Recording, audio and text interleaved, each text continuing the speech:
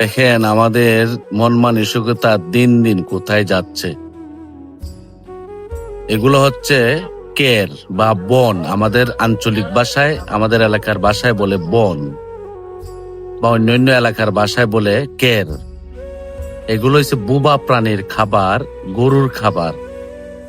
কে বা কারা গভীর রাত্রে আগুন লাগিয়ে দিয়েছে এত বড় একটা খেরের গাছের মধ্যে, দিয়ে একদম সারা রাত্র পুইরা একদম ছাই হইয়া গেছে।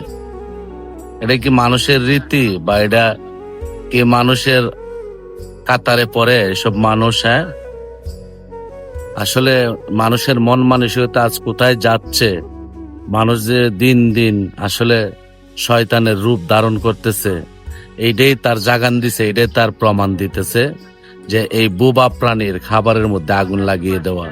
ধিক্কার জানায় এসব মানুষকে, যারা গভীর রাইতে এই আগুনটা লাগাইয়া একজন অসহায় মানুষের গরুর খাবারের বিঘ্ন ঘটাইছে।